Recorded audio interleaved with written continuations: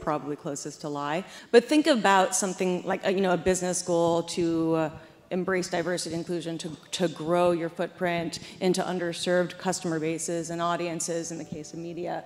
A Gen Pop study would be absolutely the wrong thing to do. You actually need to oversample those populations to understand and to be able to look at the details within any population. There are differences by gender within those populations, by region.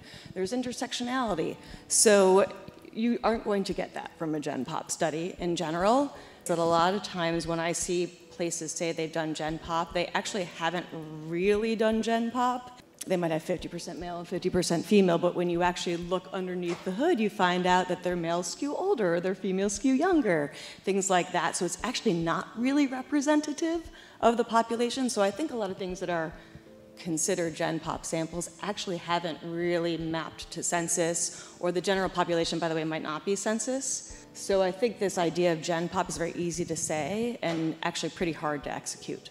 In terms of looking at Gen Pops for any kind of, whether it be a survey, whether you're running like something more in depth, it's a starting point, but you really have to peel in. And people tend to look at least in my experience, when they're thinking of Gen Pop, it's whatever their view of Gen Pop is, not necessarily checked against any kind of census data or other. It's really important to capture those other perspectives. You might not have the means to do so within your organization, but nowadays there are great companies who do have more experience with tapping into those populations, so you can do kind of more specialized and focused work. I guess if it's lucky, linear, or lie, you might get lucky with this one, but that's more so of a blind spot, or yeah, this will suffice if it's something quick. We really should, nowadays we're a lot more aware of these things, or should be actively working to become more aware of these things, to push ourselves to get past okay, what's good enough, and what gets us closer to reality, and have that perspective of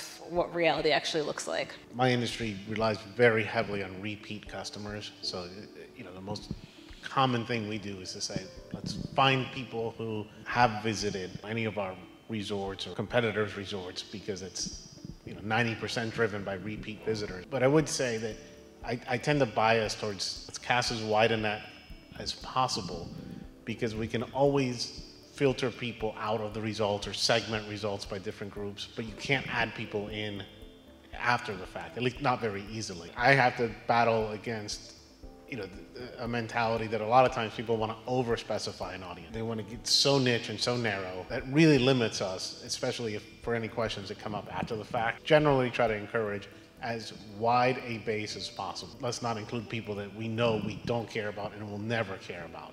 But if we might possibly care about them, I say let's include them up front.